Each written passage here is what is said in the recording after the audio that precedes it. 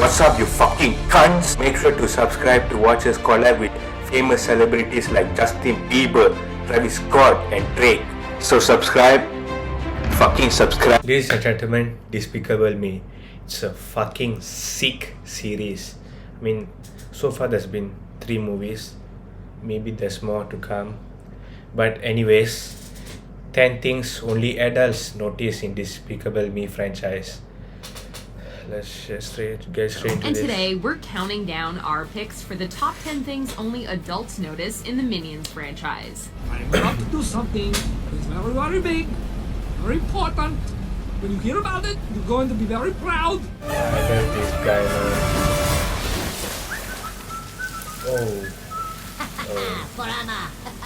man. It was a little attempt at humor. I know how much you like to laugh. Inside there now. For this list, we'll be looking at aspects of the popular Despicable Me and Minions film series that probably went over the heads of younger viewers. Since some of Gru's evil plots will be discussed, consider this your spoiler alert. Which of these winks to more mature audience members had you laughing for a whole different reason than the 13 and under crowd? Let us know in the comments below. Number 10. Gru's finances make no sense.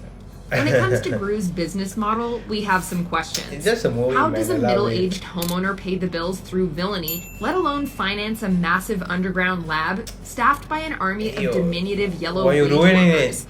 Stop ruining it. Some numbers, and I really don't see how we can afford this. Sure, the Bank of Evil extended the baddie credit in the past, but how did he pay off those loans? I have been working on something very big. Something that will blow this pyramid thing out of the water. In the franchise's first film, the bank's director states most of Gru's sinister plots never turned a profit. Let's say this apple is you. If we don't start getting our money back. Get the picture? It doesn't take a genius like Dr. Nefario, who Gru presumably pays or shares back-end with, to figure out something doesn't add up. Clearly, the villain must be running an elaborate pyramid scheme, and we don't mean the kind that involves stealing assets too famous to fence. Number 9. The Mona Lisa and Starry Night in the girls' room. Even the best art appraisers sometimes get duped by a deft forgery. In fact, some of the masterpieces hanging in the world's most famous museums might actually be cheap knockoffs. Outrage in Egypt tonight as it was discovered that the Great Pyramid of Giza had been stolen and replaced by a giant inflatable replica.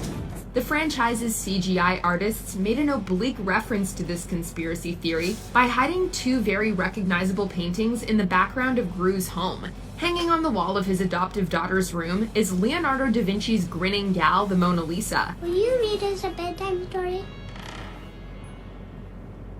Where? No.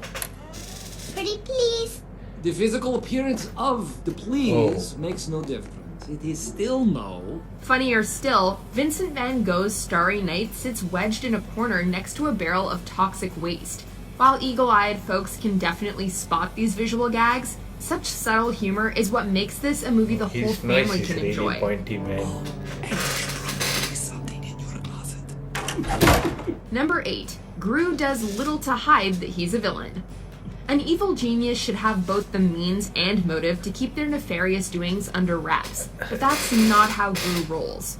When we meet the villain, he gives a sad child a balloon, but then promptly pops it just to laugh at the kid's misery. Hey, don't question it, man. It's just sick. That's a bold move. However, he soon draws even more heat by freezing customers at a coffee shop before stealing one of their orders. Watch, this is so fun to see. Oh, Despicable Me. Man, allow These it. crimes could land Gru behind bars for decades.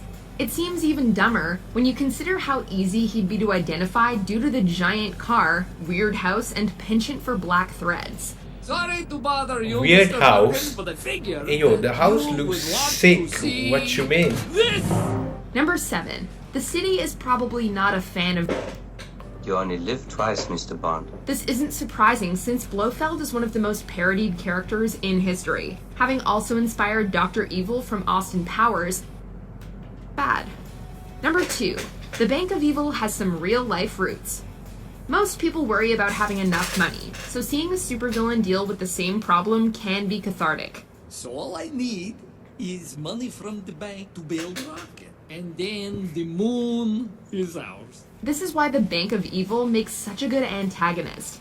This diabolical financial institution might not be real, but its inspiration is far from fiction. You've been at this for far too long, with far too little Damn, look at this success. double We're shit. gonna put our faith, our Bro, money what's that dream, into man? well, a younger villain. It hides behind a customer-friendly facade, which is true of many actual predatory lenders. Lining its entrance are statues of men being crushed by huge columns, an ominous if apt metaphor for the burden of debt. Below the bank's front doors, a sign reads, "Formerly Lehman Brothers."